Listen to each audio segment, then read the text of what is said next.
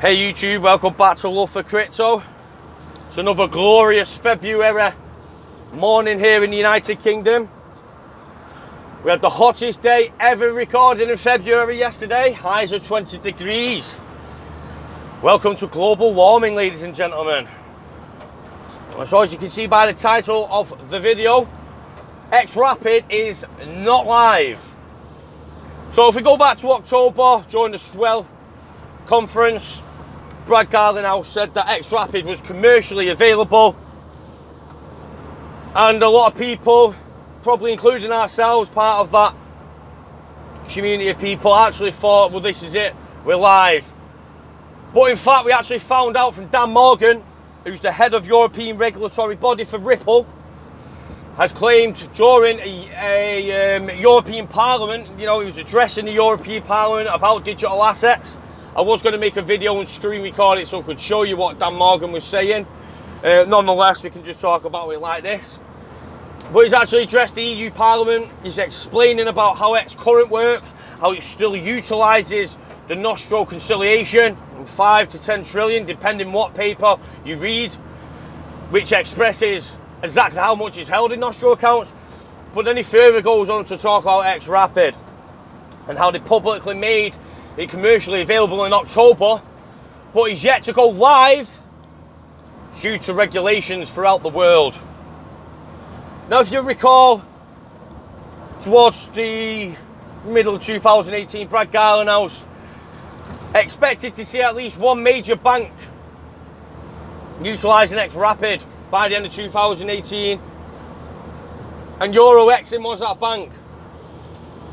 No, I don't believe that is a major bank, and I do believe Brad Garlinghouse overshot the target with that, and I think there's a lot of other people out there that will argue that EuroXim is not a major bank. I don't think it is. There's been a lot of stuff from the Bitcoin maximalist and from Cryptotag Deville, who's obviously done a bit of a talk into this themselves, and I think we have been majorly postponed due to regulations. I believe we should be a lot further than what we currently are at the moment. Regulations are key. We spoke about this for a long time. Custody solutions, reputable custody solutions, and regulations have always been key for the utility of XRP. Currently at the moment, we're packaged up in a box and we're put on the shelf ready to open, commercially available, but not yet out the box. Pandora's box has not yet been opened. So if there's any people out there worrying, thinking Xrapid's live, and don't get me wrong, it is live, and there will be small businesses that are probably utilising XRP, but we're not talking about banks, and we're not talking about major banks yet.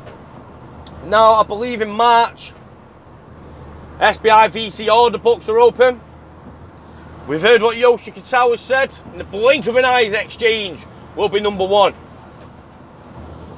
Now, I'd like to believe that Yoshi has some sort of insights from the regulatory bodies within Japan, giving him the confidence that there will be a classification and definition of exactly what digital assets are. And I think that's what this year is all about. I believe in the UK, I think we're looking around June for our definition. And as you've heard, the SEC, CFTC, and the governing bodies and regulatory bodies in the US are being pushed and prodded now by the innovation and speed that this technology is taking off. Now, on this channel, we've always spoke about how SBI is integral for the value of XRP to rise within the short term, and I do believe that is still the case. One thing I do want to point out is SBI VC may well open its order books in March. Does that mean that we're going to see a catastrophic bull run? The answer is yes and no. We need to be prepared for both angles. We need to analyse both aspects.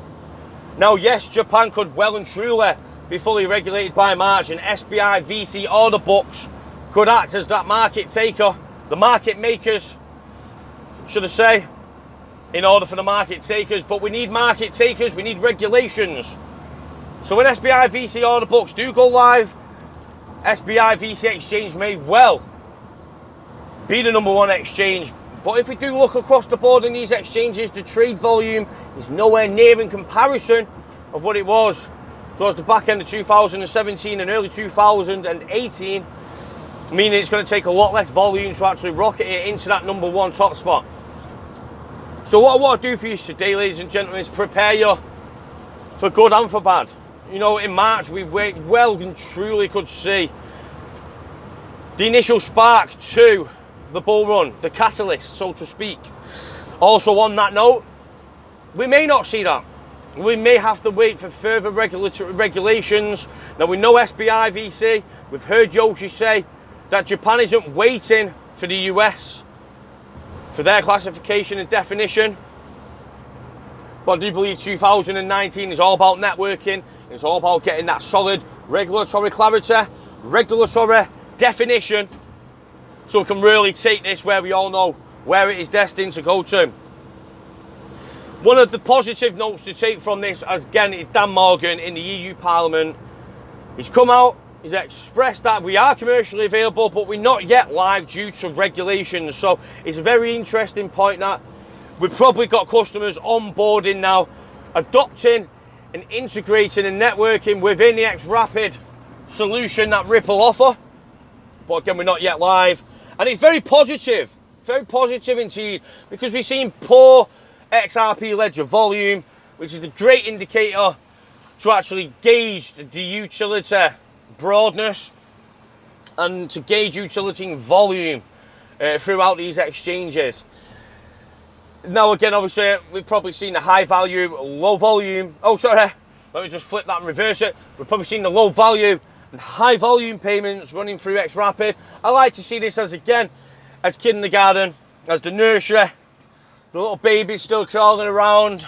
She's yet to go into elementary school or primary school, depending where you are based. But make no mistake about it, ladies and gentlemen. This shit is coming, and it will come.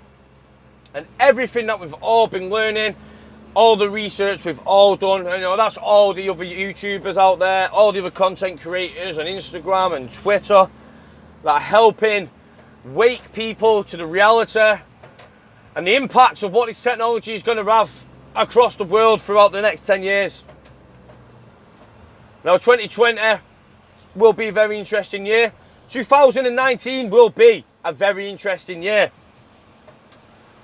But for some strange reason, I have a gut feeling that we are going to see the value, price of XRP remain within a range of, let's say, 20 cents to 50 cents, probably throughout the duration of 2019. I know people are not going to like that. That's only my personal view. I believe once SBI is fully live and they're utilising XRP for money tap as well, which we've heard rumours and speculations actually backed by credible documentation, then obviously we're going to start seeing that utilise XRP within Japan. Now obviously we've got all the customers that are onboarded with SBI Consortium. Again, once we've got the SBI order books open and we can see that public trade volume rushing through SBI, then again potentially we could see a big jump there. We could do, but we need to look at it, gain at both angles, and we have to flip. You know, is it going to go up or is it not? Now, you know, I believe if you've been watching this channel, there's been many occasions where we've been getting really excited, really high expectations of something to happen to the price, and not a lot did. Is it going to be different with SBI and the VC? Who knows? Who knows? Nobody knows. That's the answer. Nobody does know. I'd like to see something move. I'd also be over the moon if nothing moved. Again, a lot of you that'll know, that'll keep up to date with the channel. I've obviously been off work. I've had to dip into my holdings to get by, to provide for my family, to make sure that we don't get fully sunk to the ground. So for me, it works perfect. I'm happy to keep accumulating. It's coming up to the summer months, as you can see. And my job specifically gets really busy there. I can get a lot of overtime in and I can chase back those losses from my holdings that I've had to dip into. So for me, I'm actually praying that we don't see nothing happen with the price. I'm actually leaning towards bias For that reason, I don't see anything happening catastrophic within the short term. I believe once we've got definition from the UK, from the US, from Japan, from various other countries throughout the world, which I do believe will be top of the agenda this calendar year. I mean, it's not to say March, you know, Japan may fully regulate, they may fully define what digital assets are. SBI VC may open its order books for trade. That may act as a liquidity hub for Xrapid to function, and the price may well truly moon up to $10, which we have predicted, and it potentially could do that. It potentially could do that. But you have to prepare for the worst, and it's not the worst, you know, because you've got more time to accumulate. That's my chain of thought in that regards. And just keep building your position, because it will go. You know, it could be this year. I have a feeling towards the back end of this year we may start seeing some serious activity for Xrapid.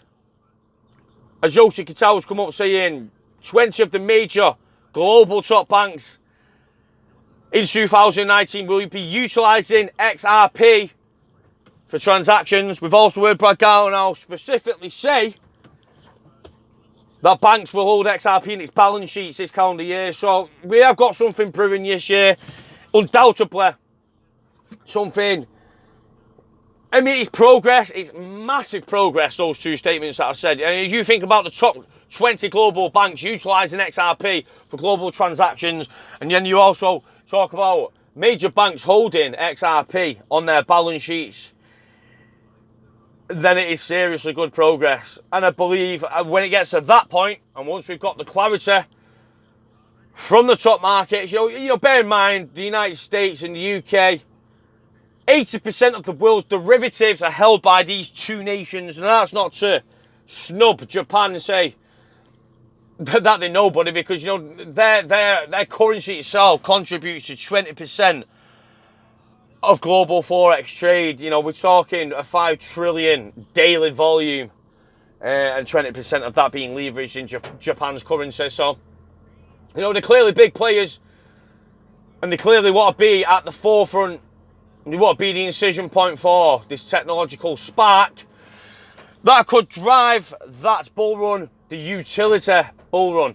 At the moment, we're pegged against Bitcoin. There's a lot of technical analysts out there talking about how we're going to be seeing the 2,000 levels for Bitcoin.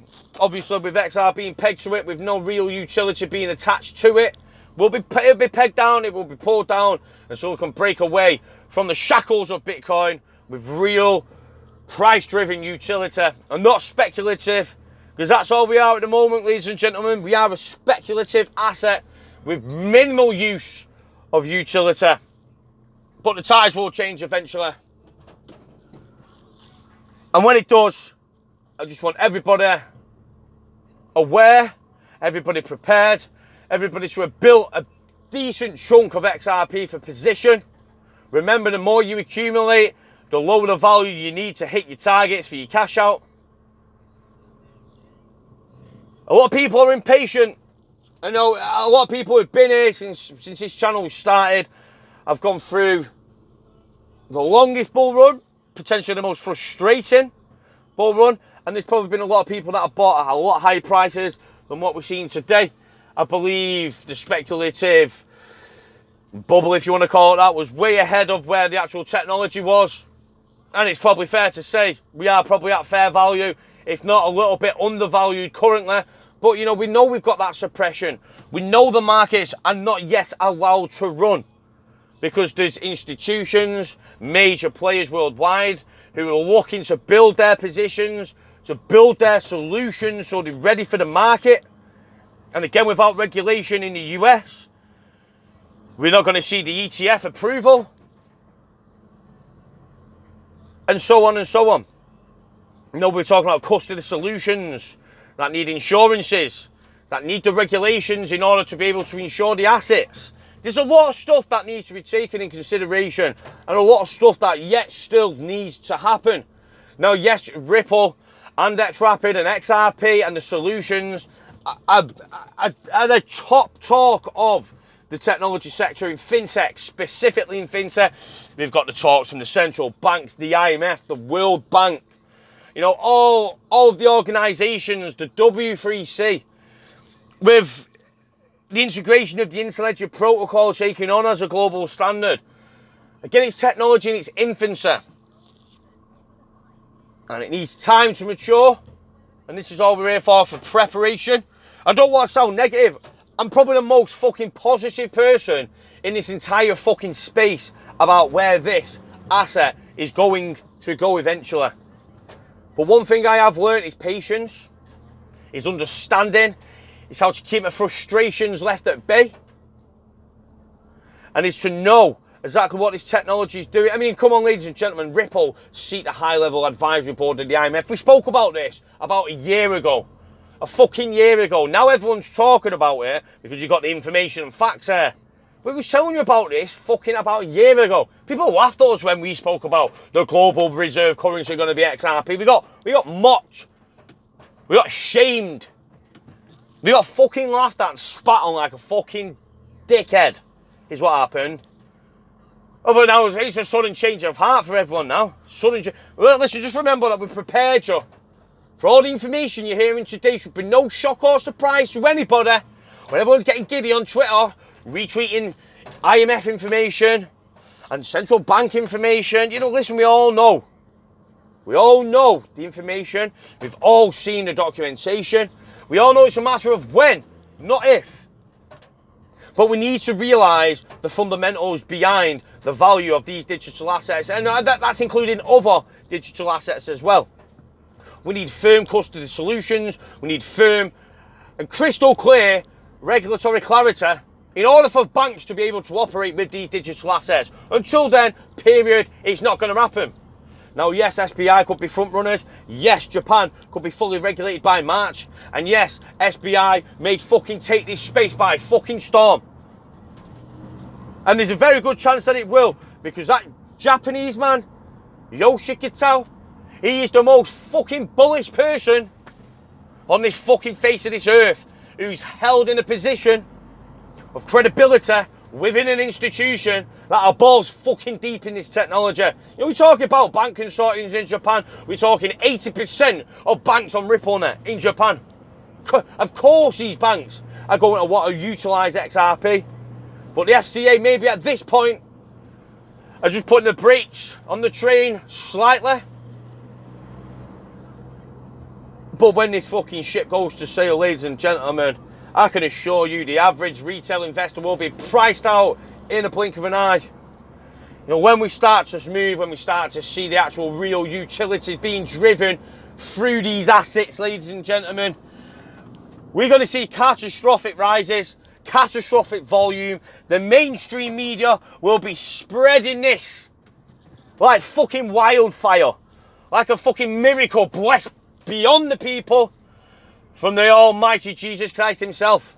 And I'm an atheist, by the way. I just thought I'd throw that out for our Catholic listeners.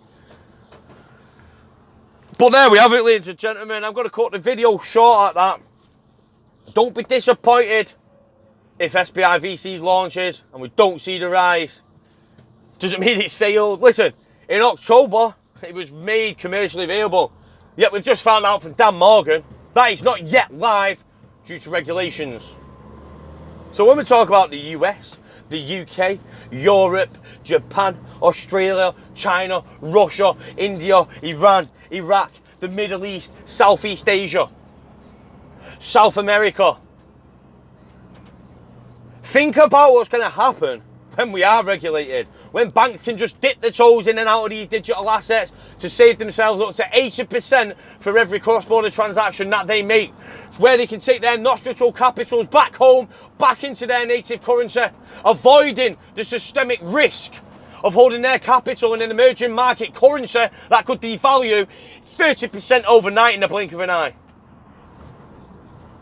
There's a lot of positive stuff that's going to come from this technology, including financial inclusion. And when this shit eventually goes, just remember who woke you motherfuckers up.